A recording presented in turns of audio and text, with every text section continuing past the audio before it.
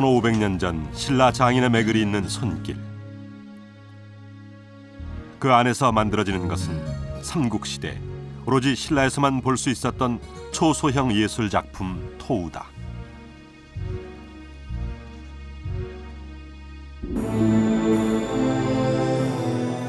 고대 신라인들의 모습과 생각, 그리고 그들의 생활상. 토우는 고대 신라인들의 자화상이자 역사의 비밀을 풀어줄 열쇠다. 그리고 그 비밀의 한가운데 적나라하게 묘사된 사랑의 순간들이 있다. 토우에 담긴 신라인들의 삶과 사랑, 1500년 전의 역사가 말하는 진실은 과연 무엇인가?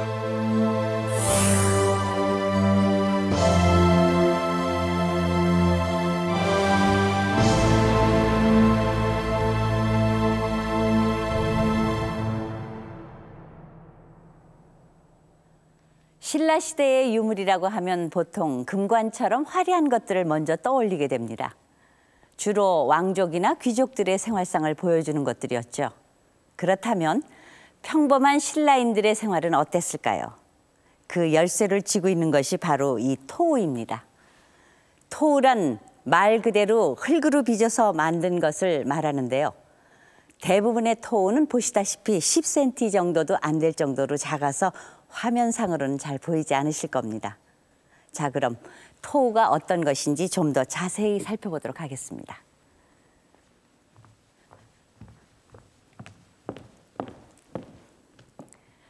형태를 잘 알아볼 수 있도록 확대시킨 것입니다. 이것은 장경호라는 신라시대 톡인데요. 목둘레에 붙어있는 장식들이 바로 토우입니다. 신라 토우의 가장 큰 특징 중 하나가 바로 이렇게 토기의 장식용으로 쓰였다는 것인데요. 그릇에 붙이자면 그 크기가 작을 수밖에 없었겠죠. 그런가 하면 좀 더 큰 토우들은 이렇게 마치 인형처럼 독립적으로 쓰이기도 했습니다. 동물도 보이고 새도 보이고 모양이 참 다양하죠. 그중에서도 가장 많이 나타나는 것이 바로 인물형 토우입니다. 아마도 당시 신라인들을 모델로 해서 만들었을 것 같은데요. 1500년 전의 사람들, 과연 무엇을 먹고 어떻게 살았는지 토우 속에 나타난 고대 신라인의 일상 속으로 들어가 보도록 하겠습니다.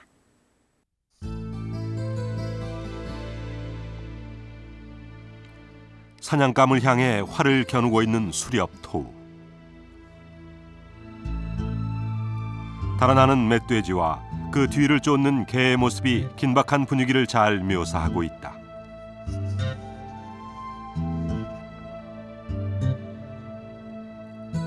토우에는 표범과 토끼, 사슴과 호랑이 등 다양한 동물들이 등장한다. 수렵이 당시 신라인들의 주요 생계수단이었음을 짐작할 수 있다.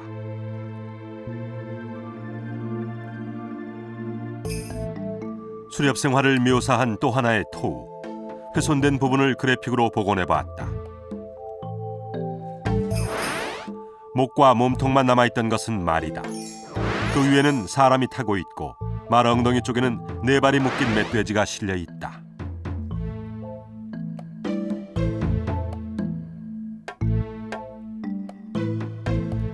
수렵만으로는 생활하기 어려웠던 신라인들은 집에서 짐승을 기르기 시작한다.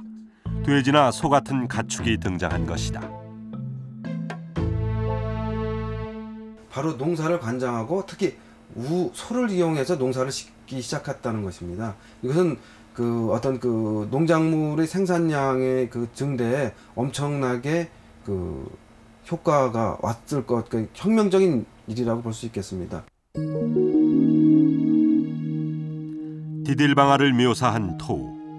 본격적인 농경 사회로 접어든 신라의 모습을 엿볼 수 있다. 그렇다면 이 토우의 실제 모습은 어떤 것이었을까?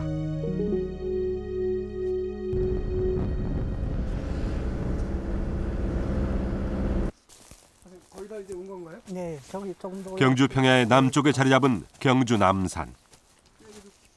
산 속에 있네요. 네, 아 여기 저기 조금 보니. 아, 이건가요? 예. 오, 여기 완전 확실하게 산 중턱에는 신라인들이 사용하던 디딜방아의 흔적이 남아있다.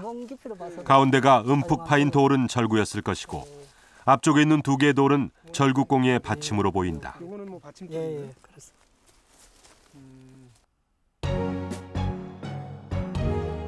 복원된 디딜방아의 모습은 토우의 그것과 정확히 일치한다. 이러한 농기구를 이용해 신라인의 식탁은 더욱 풍성해졌을 것이다. 일단 여기에 디딜방아가 있다는 것은 당시에 어떤 곡식이든 곡식을 사용한 그 흔적인데요. 우리가 삼국시대까지는 그 삼국사기든 기록에 벼농사보다는 오히려 밭농사를 했다는 기록이 나옵니다. 그걸로 봐서는 벼보다는 오히려 보리라든지 콩, 뭐 수수, 조 이런 작곡류가 이렇게 많이 성행한 걸로 보입니다. 해산물 역시 신라인들의 주요 식단 중 하나였다. 물고기, 게, 거북이 등 토우에 등장하는 다양한 어류와 금룡총에서 나온 배 모양의 토우는 당시 어로 활동이 매우 활발했음을 보여준다.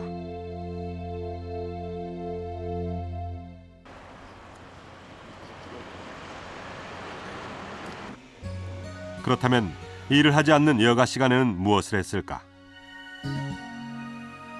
이 토우가 안고 있는 것은 현악기인 비파다.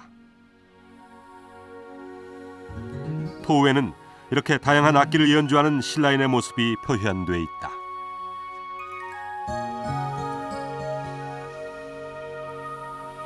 그 중에서도 가장 눈길을 끄는 것이 바로 긴 목항아리에 장식되어 있는 탄금 토우다. 무릎에 커다란 현악기를 올려놓은 모습. 여러 개의 현이 그려져 있고 가로로 놓아 연주하는 모양이 언뜻 가야금을 연상시킨다. 가야금은 삼국사기에 551년에 우럭이 신라에 전해주는 것으로 기록이 나와 있습니다. 그런데 토기는 4, 5세기이기 때문에 551년보다 약 100년 내지 200년 앞서는 유물입니다. 따라서 토기에 나타나는 그 현악기를 가야금으로 보기는 어렵습니다. 삼국사기에는 3세기 초 신라의 정치인이었던 물계자가 금을 연주하며 숨어 살았다는 기록이 있다.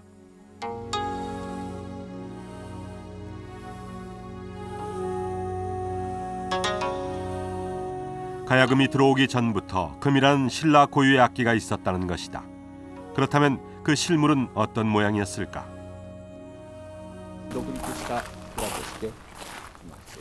일본 나라현의 정창원.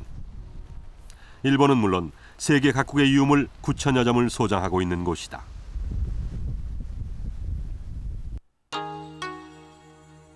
그중 하나가 바로 신라금이다.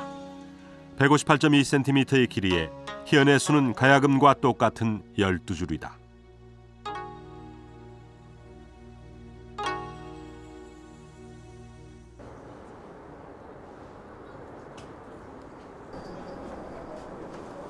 (40년) 넘게 가야금을 연주해온 천익창 씨. 지난해 겨울 탄금 토우의 모양을 토대로 신라금을 복원했다.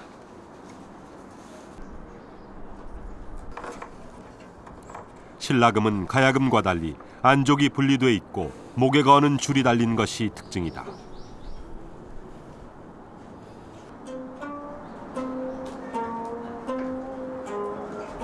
소리 또한 가야금과는 다르다.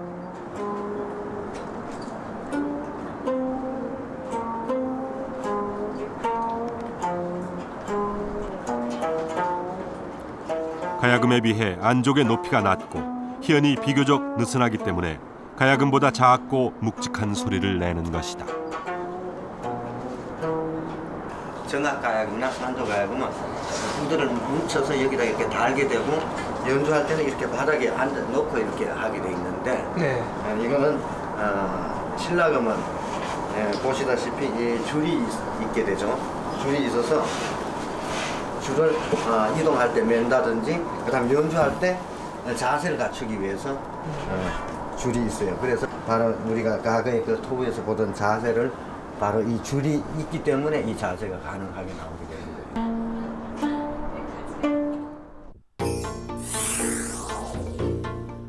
그의 연주 자세와 신라 토우의 모습을 비교해 보았다. 무릎 위에 놓고 연주하는 모습과 기타처럼 배 쪽으로 아는 모습, 모든 것이 신라 토우 그대로다. 다양한 악기 연주에 맞춰 춤을 추며 인생의 기쁨을 노래했을 신라인들.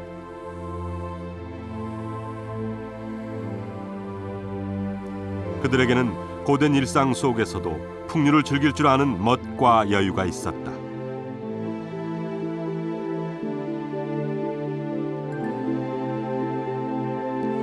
흙으로 빚은 10cm의 예술 토우.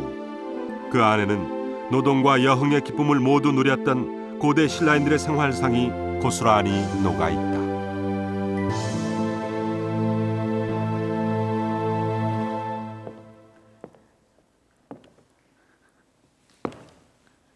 이곳은 당시 신라인들이 살았던 집입니다.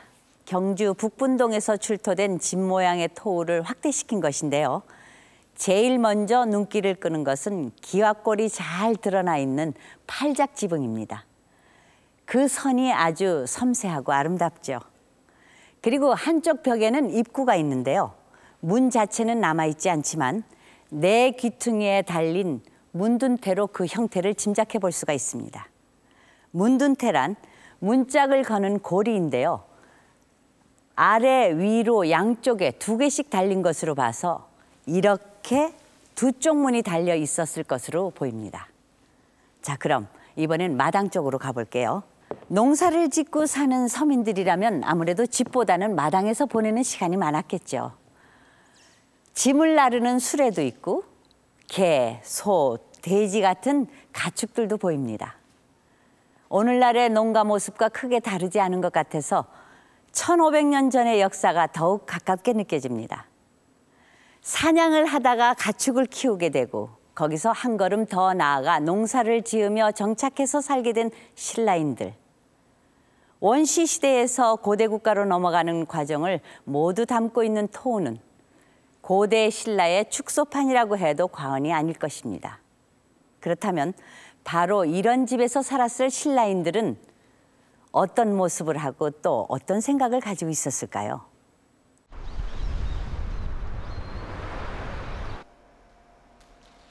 화려한 유물을 자랑하는 신라. 다양한 금제 장신구들은 신라 상류층의 복식을 짐작하게 해준다.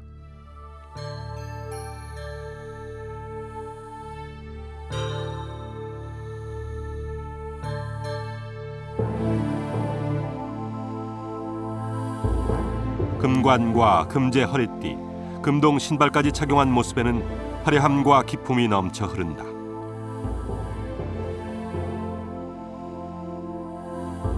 그러나 이것은 일반적인 모습은 아니었을 것이다. 그렇다면 평상시 신라인들의 옷차림은 어떤 것이었을까?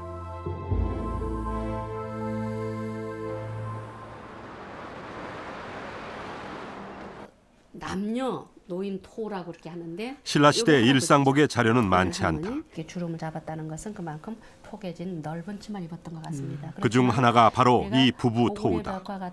윗도리를 벗고 있는 여자는 발목 길이의 주름 치마를 입고 있다.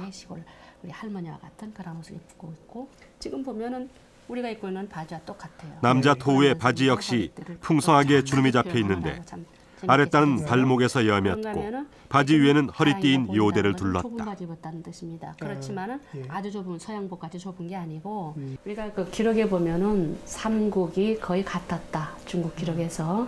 그런데 삼국이 거의 같았다는 것을 우리가 추정할 수 있는 건 고구려 고분벽화거든요. 저는 항상 그런 표현을 합니다. 태권도 지금 도장에서 입는 그러한 간편한 옷이다. 엉덩이까지 내려오고 소매가 좁으면서 이런 데 띠를 두르고 허리에다가 요즘 뭐 몇 단 해서 그 색에 따라서 띠가 나오지 않습니까? 그러한 옷을 입혀볼 수 있지 않을까. 머리 모양은 어땠을까? 남자는 이마 위로 상투를 틀고 있다. 부부 토우에서는 생략됐지만 여자들 역시 위로 말아올린 머리 모양을 하고 있다.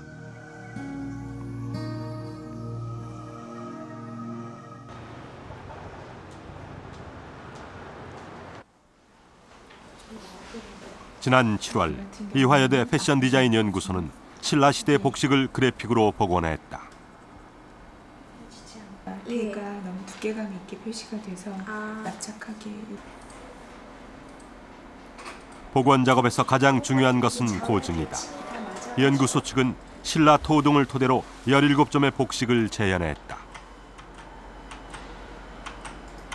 토우 같은 경우에는 그 복식이 섬세하게 표현이 안 되어 있기 때문에 그거를 이제 그림으로 그리는데 가장 어려움이 있죠. 그래서 그 여밈의 방향이라든지 아니면은 뭐 그 부피라든지 그리고 가장 섬세하게는 문양 같은 것들이 좀 표현이 되면 좋을 텐데 그런 것들을 재현하는 것이 어렵고. 평민 남성의 복장에서 모델이 된 것은 금룡총에서 출토된 기마인물형 토우다.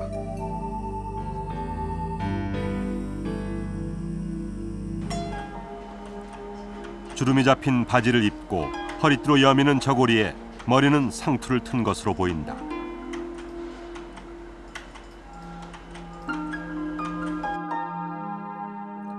저고리에 치마나 바지를 입고 머리를 틀어 올린 모습. 이것이 바로 신라 시대의 기본 복식이다.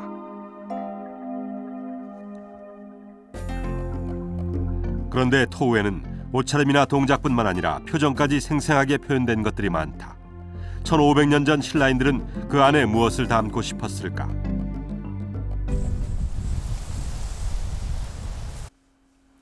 토우 기능 전승자인 박병택 씨. 20년 넘게 신라시대 방식 그대로 토우를 제작해왔다.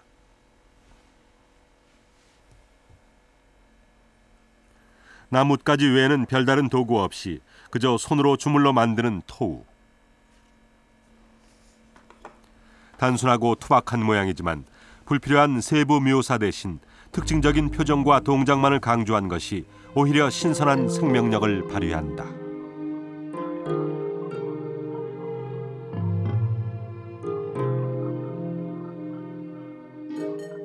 토우를 만들 적에 가장 어려운 점은 얼굴 표정입니다. 그 표정이 나의 감정과 엇갈릴 경우, 토우 표정은 웃는 얼굴인데 나는 뭐 그날 슬펐거나 기분 나빴거나 이러면은 토우의 언짢은 얼굴이 나타납니다. 그때 가장 어렵고, 토우의 가장 중요한 특징이라면은 많은 부분을 생략하면서 그 신라인들이 자기의 생각과 생활상을 표현했다는 겁니다. 이렇게 만들어진 토우에는 다양한 표정이 살아있다. 이 여자의 얼굴은 은근한 미소를 띠고 있다.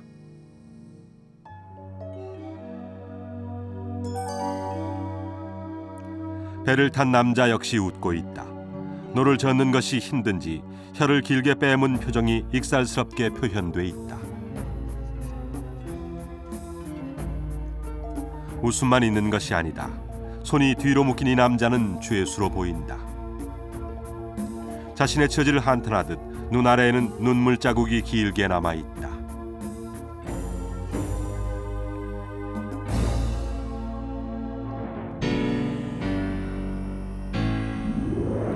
슬픔을 담은 또 하나의 토우. 한 여인이 주검 앞에 앉아있다. 주검을 감싸 안고 슬퍼하는 여인.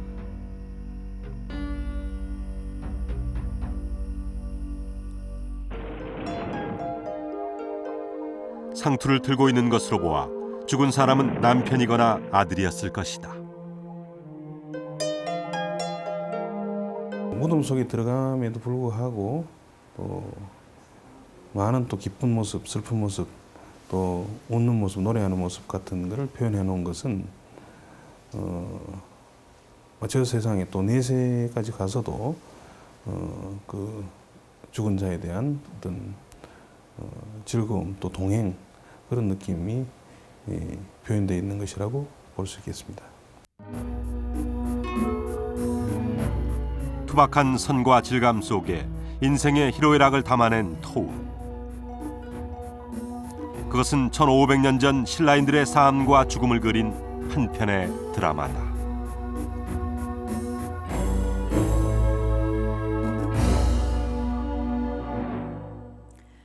이곳은 신라시대의 어느 무덤 앞인데요.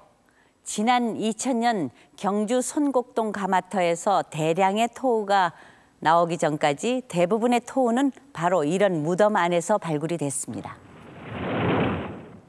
그 말은 곧 토우가 부장품으로 쓰였다는 얘긴데요. 그렇다면 신라인들은 왜 무덤 안에 이런 토우를 넣었을까요?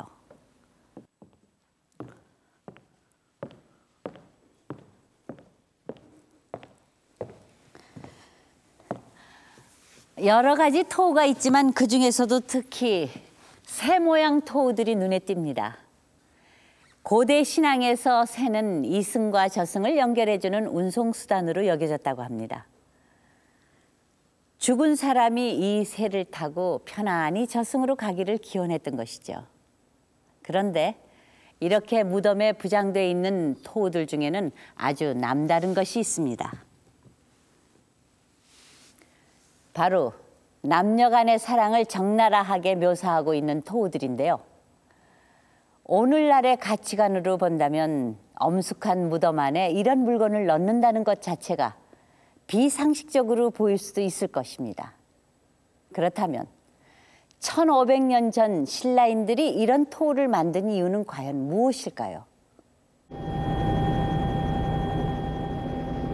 지난 1974년 경주 대릉원 미추왕릉 지구에서는 세간의 이목을 집중시킨 토우가 발굴됐다. 국보 제195호인 장경호. 이 항아리의 한가운데에는 엎드려 있는 여자와 그 뒤에 선 남자 토우가 장식돼 있다. 놀랍게도 그것은 사랑을 나누는 남녀다.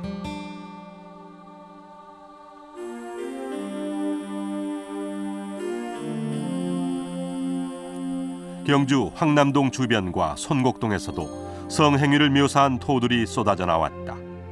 이렇게 노골적인 성토우를 만든 이유는 무엇일까? 성교의 장면을 아주 자연스럽게 아주 사실적으로 있는 그대로 보여주고 있어서 우리들을 이제 놀라게 하고 있죠.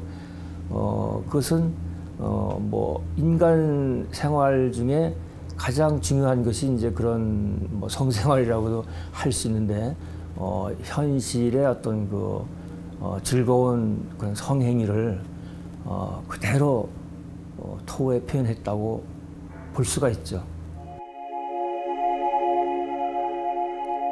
신라인들은 성을 수치스럽고 은밀한 것이 아닌 일상생활 속의 즐거움으로 표현했던 것이다.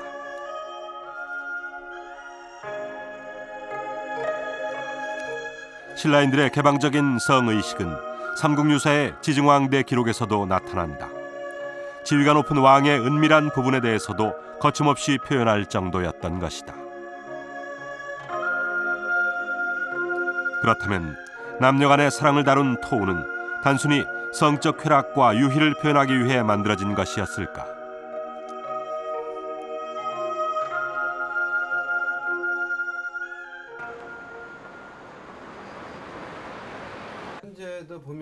중앙대학교의 김종대 교수는 다른 각도에서 토우를 해석하고 있다.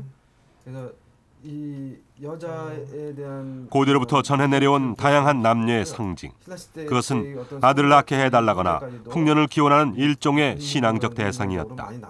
성 관련 토우도 그중 하나라는 것이다. 성행위 자체가 묘사됐다 그래가지고 현재 우리가 생각하는 것 같은 어떤 섹스적인 관점하고는 약간 다른 것으로 생각이 됩니다. 이러한 행위들을 묘사한 토우가 많이 장식된 이유는 어떤 생산의 확대, 생산력의 강화라는 그러한 장치로서 사용된 것 같습니다.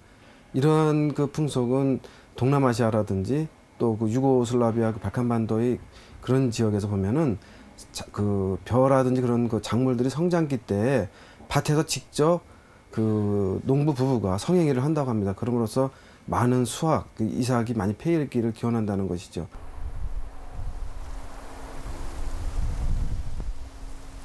고대 사회의 산업 기반이었던 농업. 농사를 지을 노동력의 확보는 생산력의 증대와 나아가서는 국력을 결정짓는 토대였다.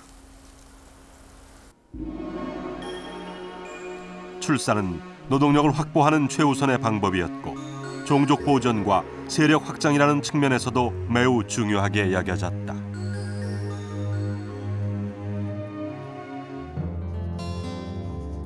고대 국가로 발돋움하던 신라에게 그것은 더욱 절실한 문제였다. 쌍둥이를 낳은 여인에게 나라에서 포상을 했다는 기록은 출산이 얼마나 중요했는지를 보여준다. 5세기 때는 신라를 볼 때는 가히 변혁의 시기라고 할 수 있습니다. 그 종전시대하고는 완전히 다른 양상을 보이고 있는데요. 특히 그 지정왕 때 와서 순장을 금지했다 하는 이런 말은 삼국 사기에 그런 기록이 나오지만은 사실은 그 전 시대부터 많이 그렇게 못하게끔 했던 것 같습니다. 그렇게 금지하는 이유는 생산력, 그러니까 인적 자원이라든가 이런 것을 굉장히 중요하게 여겼기 때문에 무덤 속에다가 넣지 못하게 한 것이죠. 이러한 풍요와 다산의 바람은 남녀의 상징을 강조한 토우에서 보다 직접적으로 드러난다. 지증왕의 경우처럼 거대한 남성의 크기가 강력하고 무한한 생산력을 상징했던 것이다.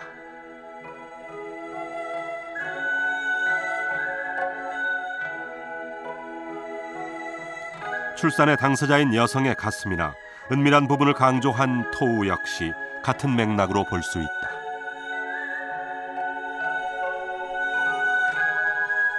그런데 한 가지 특이한 것은 성행위를 묘사한 토우에서 여성이 남성보다 크게 묘사돼 있다는 사실이다. 그 이유는 무엇일까? 세계적으로 남신과 여신의 크기를 보면요, 여신이 더 큽니다. 동물 세계에서도 비슷한데요. 여신이 훨씬 더 크게 나옵니다. 여신은 생산력을 갖고 있지 않습니까? 지모신이라고 해서. 그래서 신라 토기는 남군도 강조됐지만 여군도 굉장히 강조되고 풍만한 가슴이라든지 이런 걸 강조한 그 부분들은 기본적으로 새로운 생명력을 탄생시키는 기능을 갖고 있는 게 여성이기 때문에 여성이 갖고 있는 생산력을 강조한 부분이다.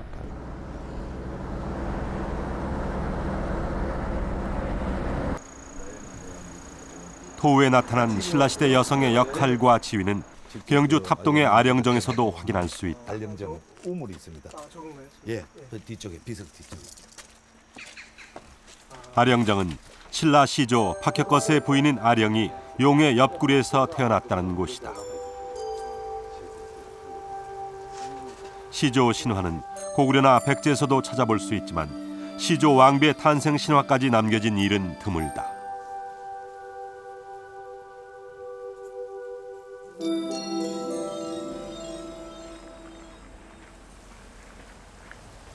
울산의 천전리 서석에도 신라 여성들에 관한 글귀가 남아있다.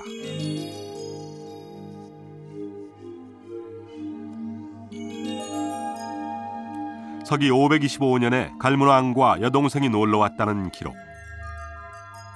갈문왕이란 왕과 가까운 친척에게 내려지는 호칭인데 서석에는 그 여동생 역시 어사추 열왕왕이라는 왕의 호칭을 쓰고 있다. 뿐만 아니다.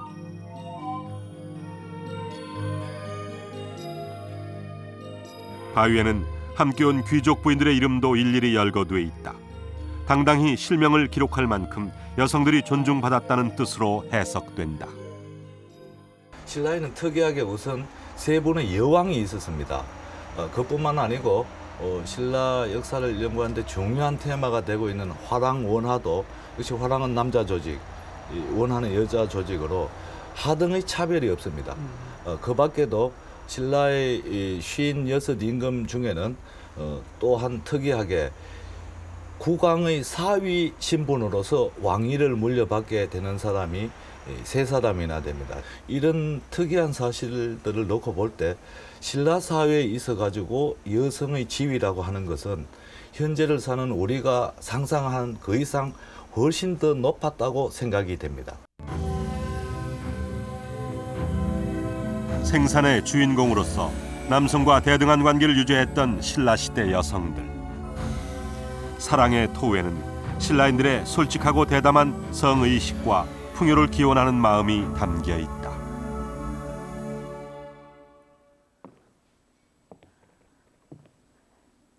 남녀의 은밀한 부분이나 성관계를 묘사한 유물들은 신라뿐 아니라 세계 곳곳에서 다양한 형태로 나타나고 있습니다.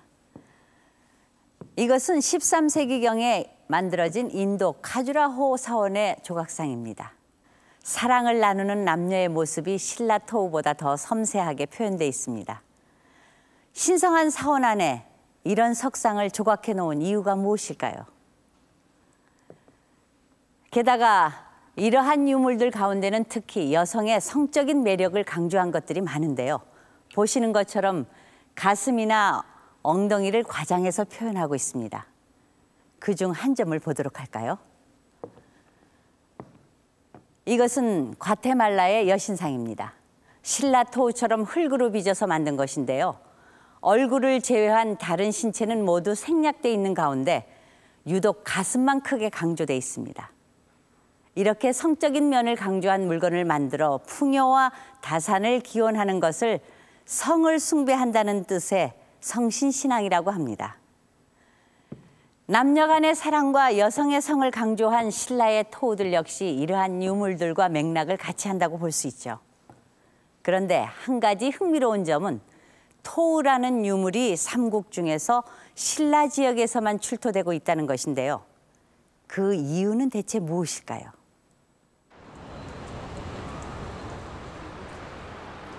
지난 10월 11일 서울대 박물관에서는 독특한 전시회가 열렸다.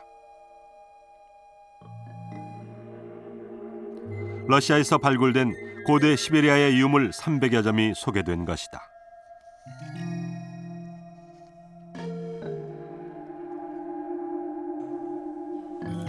그런데 그중에는 우리의 눈길을 끄는 특별한 유물이 있었다.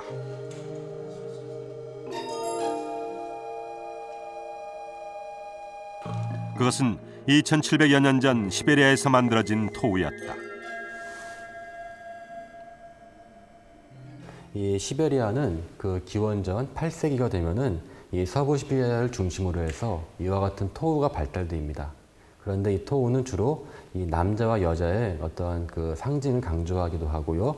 또 어떤 경우에는 마치 한 가족처럼 성인 남녀, 또 어린아이, 심지어 애완동물까지도 표현되는 경우가 많이 있습니다.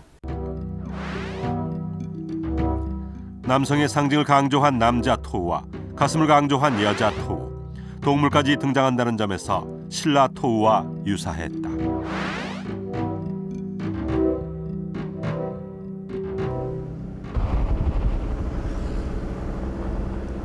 수천 킬로미터나 떨어져 있는 두 지역에서 똑같은 형태의 유물이 발견된 이유는 무엇일까? 서시베리아의 치차 유적.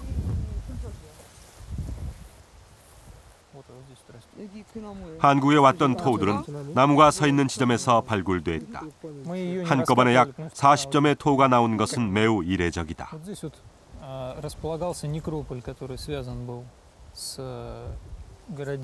Среди инвентаря следует упомянуть оригинальные глиняные фигурки. Вообще они были известны и раньше в западносибирской археологии, но здесь на Чиче мы получили самую большую коллекцию. Это фигурки вылеплены из одного кусочка глины, достаточно просто сделаны, обожжены быстро.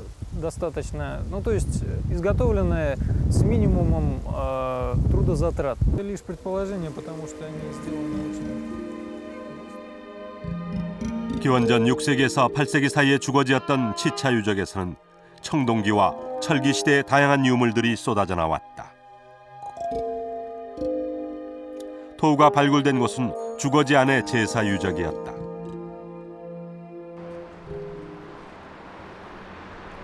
노보시비르스크의 러시아 고고민족학 연구소.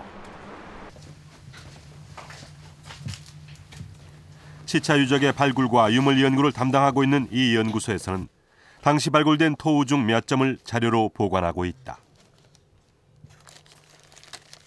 Конец этого эволюционного ряда это антропоморфная фигурка, где уже это понятно. 제일 먼저 꺼내 보인 것은 인물형 토우였다. Опять же половой признак.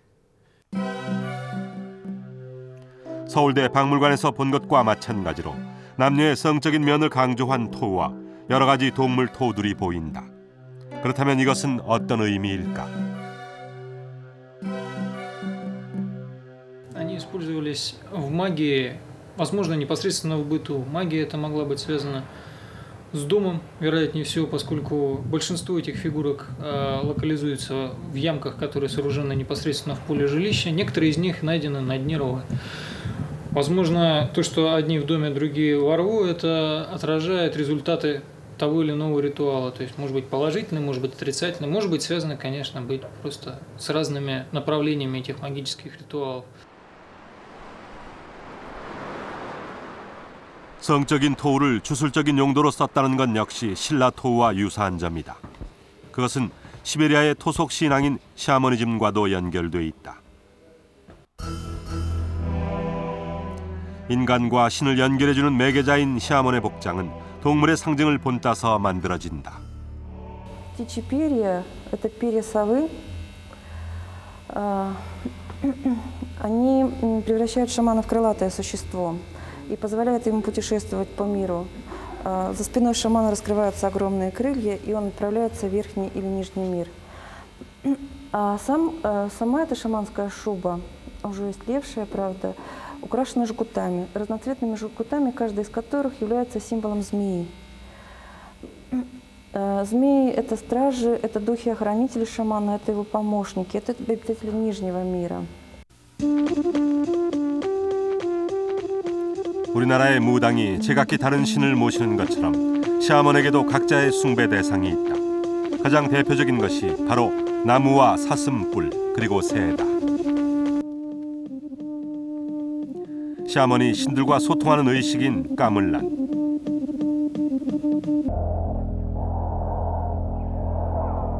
샤먼들은 이처럼 새의 날갯짓을 흉내내는 의식을 치렀다. 날개 달린 새가 신과 자신을 이어주는 매개체라고 여겼기 때문이다.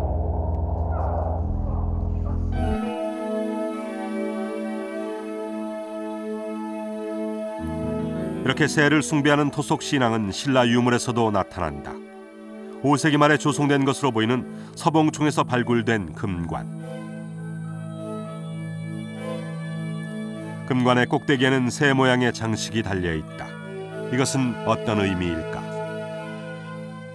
금관을 썼던 주인공은 여자입니다. 그것이 또 AD 400년 말서부터 500년 초 사이에 만들어진 고분이라서 그 서봉총에 그 새가 달린 금관을 쓰고 돌아가신 그 주인공이 아무래도 역사책에 나와 있는 지정왕의 어머니 조생 부인인 것 같습니다. 그 부인의 역할은 틀림없이 새를 주신으로 모시는 샤만의 역할입니다. 금이라는 뜻을 가진 알타이 산맥.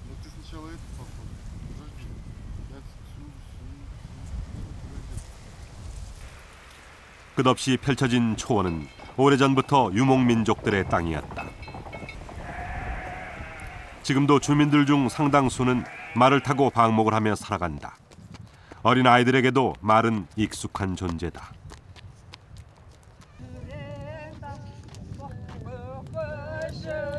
결혼식과 같은 의식에도 여전히 유목민족들의 풍속이 남아있다.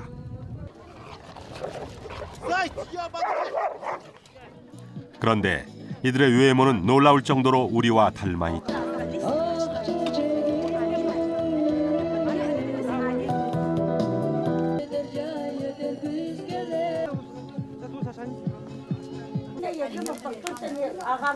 전통의 방식 그대로 결혼식을 치르는 유목민의 후손들. 그런데 이들과 우리의 공통점은 비슷하게 생긴 외모에서 그치지 않는다.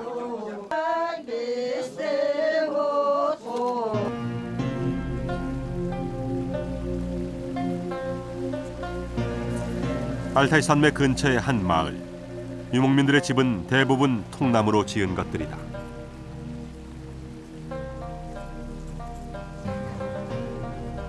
통나무 집은 살아서는 물론 죽어서도 유목민들의 집이 된다.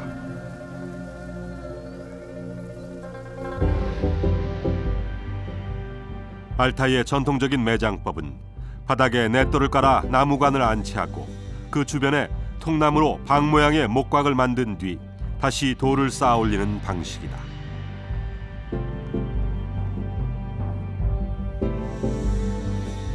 이러한 묘제를 돌무지 덧널 무덤, 즉 적석 목곽분이라고 한다. 이렇게 조성된 무덤은 거대한 동분을 이루는데 이와 유사한 것이 신라에도 있었다.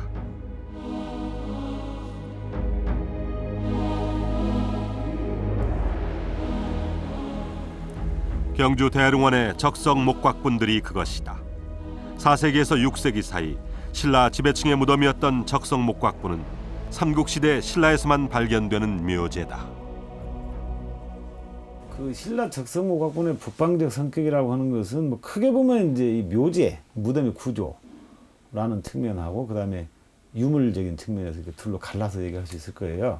우선 하여튼 나무로 곽을 만들고 위에 돌을 덮는 이 전통 자체가 이런 그 자체가 북방성이 강하다는 거죠.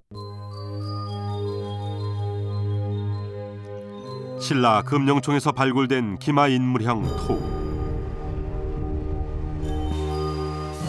전투 복장을 하고 말고삐를 움켜쥔 이 토 안에는 어쩌면 초원을 가로질러 말을 달리던 유목민족들의 기억이 흐르고 있는지도 모른다.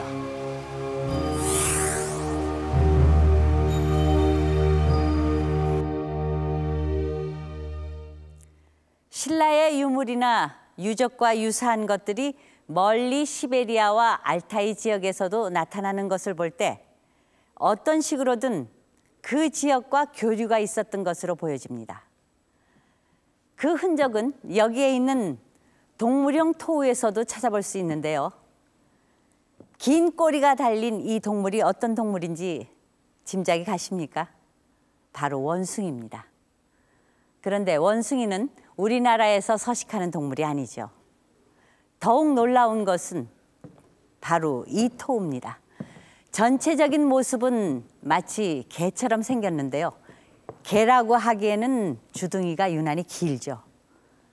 이 동물은 개미할기입니다. 개미할기는 남미의 초원지대에서 사는 동물인데요. 사진과 비교해보면 이 토우가 개미할기라는 것을 분명히 알 수 있습니다. 그렇다면 신라인들은 어떻게 멀리 남미에 사는 동물까지 토우로 만들 수 있었을까요? 여기서 우리는 1500년 전에 신라가 외국과 그것도 굉장히 멀리 떨어진 지역까지 활발한 교류를 했다는 사실을 짐작할 수 있습니다.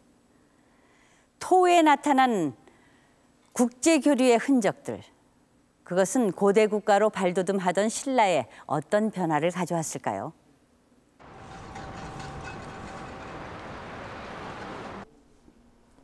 국립중앙박물관에 소장돼 있는 기마인물형 토우의 얼굴에서는 몇 가지 특이한 점이 발견된다.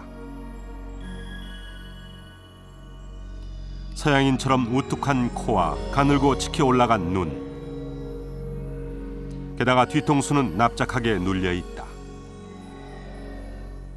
한국인 평균 남자에 비해서 그 이유는 무엇일까? 오히려 눈썹도 약간 내려와 있고 그렇게 크지 않습니다. 얼굴 전문가인 조용진 교수는 기마인물형 토우의 두상을 첨두형 편두라고 해석하고 있다. 왼쪽에 있는 것이 일반적인 두상이고 오른쪽에 있는 것이 첨두형 편두다. 편두란 한쪽으로 좁게 눌린 머리 모양을 말하는데 첨두형과 납작머리형의 두 가지 종류가 있다. 첨두형 편두는 머리를 널빤지로 고정시켜서 만드는데 정수리가 솟고 뒤통수가 납작해지며 눈은 치켜 올라가고 코는 우뚝해진다. 납작머리형은 갓난아기 때 이마에 돌을 얹어서 만들고 이마가 뒤로 납작하게 젖혀지는 특징을 보인다. 편두의 목적은 역시 가장 큰 것은 이제 미용이라고 보겠습니다. 근데 이제 미라는 것은 그 사회가 추구하는 무엇을 아름다운 것으로 보느냐, 무엇을 좋은 것으로 보느냐죠. 그런 찢어진 눈 모양이 아주 매섭게 보이게 되고 코가 돌출력이 있기 때문에 아주 카리스마 있는 이런 인상으로 보입니다. 그리고 위가 좁고 아래가 넓은, 그냥 상대적으로 턱이 발달한 모양으로 보이게 됩니다. 그래서 더욱 남성적이고 아주 용기 있는, 용맹스러운 그런 얼굴형으로 보이게 되죠. 이러한 편두 풍속은 삼국지 위지 동의전에도 나타난다. 진한, 즉 신라 지역의 사람들이 모두 편두를 하고 있었다는 것이다.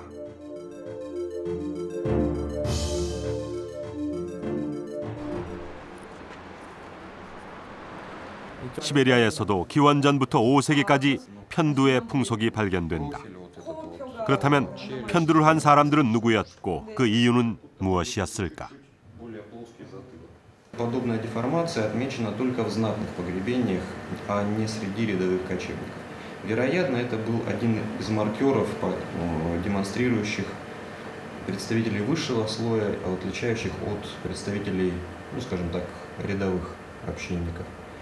Ну и, конечно же, вот подобная мода распространяется и на территорию Западной Сибири, и с территории Западной Сибири дальше на запад, конечно, с волной кочевников, и вот подобная мода была характерна прежде всего для них.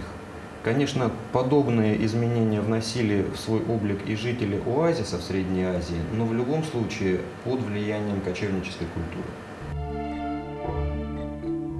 말을 타고 초원을 누볐던 북방의 유목민족.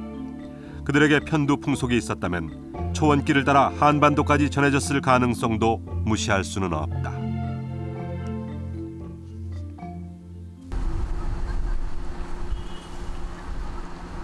다른 문화에 있어서도 신라에는 백제나 고구려에서는 볼 수 없었던 독특한 유물들이 남아있다. 그중에서도 가장 눈길을 끄는 것이 바로 황남대총 등에서 나온 이국적인 유리 제품들이다.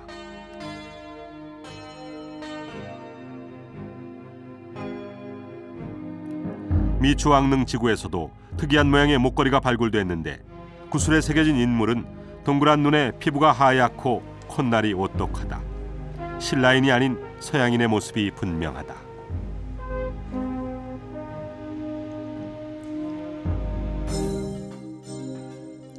그렇다면 이런 물건들은 어디에서 온 것일까? 지중해 사이프러스에서 발굴된 유리병. 황남대총의 것과 재질이나 모양이 거의 똑같다.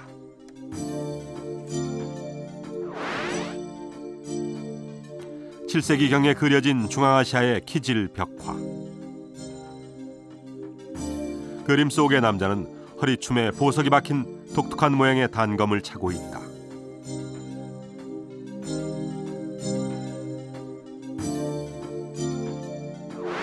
이 검 역시 경주 대릉원의 단검과 흡사하다. 동아시아 지역에서 이러한 서역식 단검이 나온 것은 유례가 없는 일이다. 지중해에서 발굴된 각배도 경주 대릉원의 것과 유사한 형태다.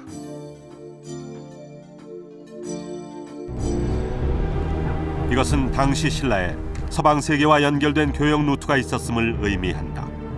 토우가 주로 만들어진 5세기의 신라는 이미 상당한 국제적인 감각을 갖춘 국가였던 것이다. 신라 고분에서 주로 발견되고 있는 유리로 만든 제품들, 또 각배 같은 거, 이런 것은 굉장히 이질적인 문화라고 할 수 있습니다. 특히 유리 제품 같은 경우는 지금의 이란 지역인 서역에서 만들어진 것입니다. 이것이 북방 쪽으로 흘러 들어가서 이렇게 신라로 온 것이 아닌가 이렇게 봤을 때에 그 신라가 상당히 마리깐 시대가 되면은 상당히 넓은 지역까지 통상이 되고 교류가 되었음을 알 수 있다고 할 수 있겠습니다.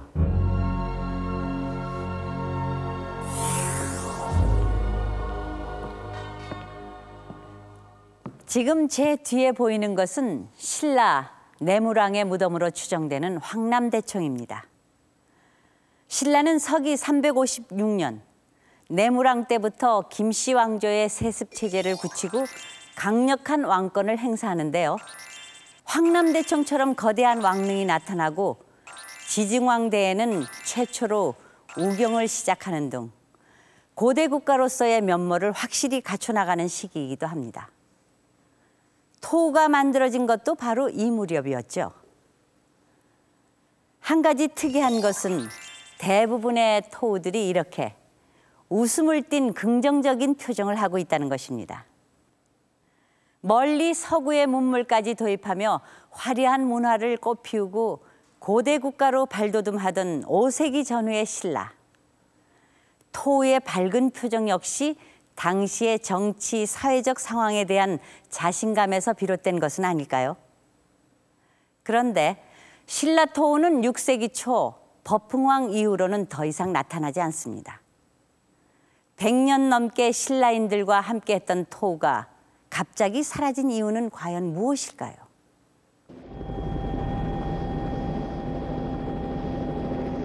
지난 1986년 경주 용광동에서는 세상을 깜짝 놀라게 한 발굴이 있었다. 쓰레기장 취급을 받던 무덤에서 흙으로 만든 인형들이 쏟아져 나온 것이다.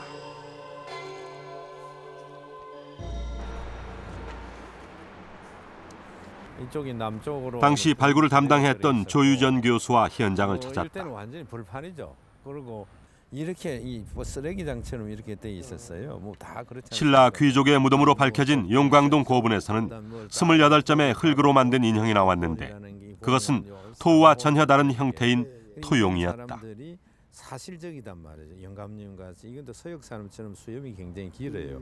그때 신라인들의 소위 얼굴 모습과 그때 당시 복장을 갖춘 뭐 그러한 사실적인 인물 토용이라는데 그것이 최초로 출토된 예가 되고 또 그것이 연히 그러한 토우와는 차원을 달리하는 그러한 차원에서 중요하다는 것이 분명하게 된 것이죠. 단순하고 투박하게 표현된 토우와 달리 토용은 옷차림이며 얼굴 등이 섬세하게 묘사돼 있다.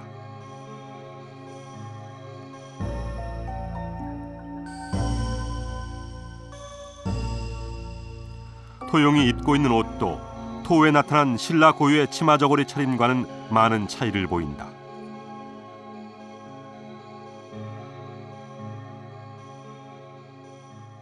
중국에서는 그 달령 난포 해가지고 길게 발까지 내려오는데 발 위에 그 무릎선에서 선이 그어져가 있어요. 이런 것이 중국의 그 당나라 때 상대 그 관직자들이 옷인데요. 그런 걸 했다든지 그리고 홀 이게 손에 들어있는 거 그것도 우리나라 전통적인 것이 아닙니다. 역시 중국의 관복제들 받아들인 겁니다. 중국의 고분에서 발굴된 도용들과 비교해보면 그 특징이 더욱 분명해진다. 진시황릉의 도용들, 섬세한 표현 기법과 획일적인 모양 등이 용광동의 토용과 비슷하다. 이런 변화가 일어난 이유는 무엇일까?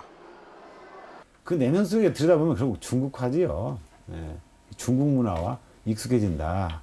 이렇게 이제 얘기할 수가 있는 건데, 뭐 금방 그 도용 말씀하셨는데 경주 그 고분에서도 뭐 우리나라에서 토용이라고 붙였습니다만 보통 중국에서는 도용이라고 이렇게 써요. 도자를 써서.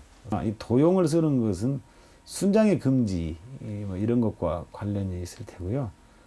아까 말한 대로 이 토우 장식 토기는 제의, 제사 이것과 관련되기 때문에 그렇게 직접 연관시키는 좀 어렵지 않을까.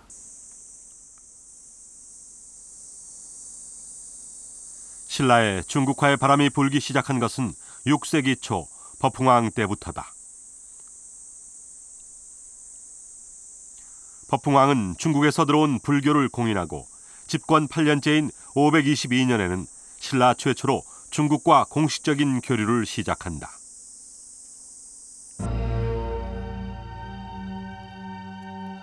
그리고 7세기 중반 진덕여왕 때에 이르러서는 김춘추를 사절로 보내 당나라의 관제와 연호를 받아들이는 등 대중국 외교를 한층 강화한다.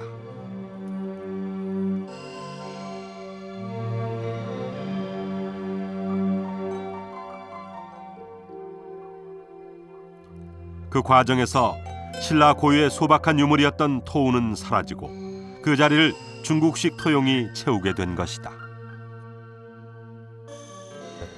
토우에서 도형으로 넘어가는 그런 시기는 6세기 후반경으로 보고 있습니다. 이때의 그 신라에서는 이제 고구려나 백제보다는 중국으로 많이 눈을 돌려서 중국과 상당한 이제 통상적인 외교도 있었고 또 문물들이 많이 들어오는 그런 시기였습니다. 대표적인 예가 중국의 복식을 선택했다든가 옷 모양 같은 것을 받아들이고 또 그에 부수되는 많은 그 문물들을 신라에 들여와서 중국풍들이 많이 이제 남게 되는 그런 경향이 있습니다. 100년이 넘는 긴 세월 동안 신라인의 희로애락과 솔직한 사랑을 그려낸 토우. 신라만의 독창적인 문화였던 토우는 중국화의 물결 속에 서서히 역사의 뒤안길로 사라지고 말았다.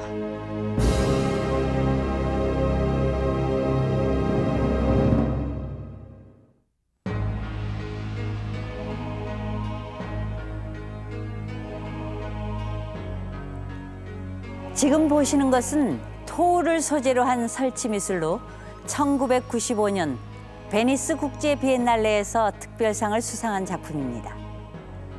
작가 전수천 씨는 이 작품에서 신라 토우에 담긴 한국인의 대표적인 정신을 표현하고 싶었다고 합니다. 백제나 고구려에서는 볼 수 없었던 신라 고유의 문화유산 토우. 그것은 신라인들의 생활과 의식 세계를 보여주는 당대의 기록이자 서방 세계와 활발히 교류하며 국제적인 위상을 보였던 자부심의 상징이었습니다. 그리고 그 안에는 지금도 1500년 전 신라인들의 진취적이고 긍정적인 기상이 살아 숨쉬고 있습니다.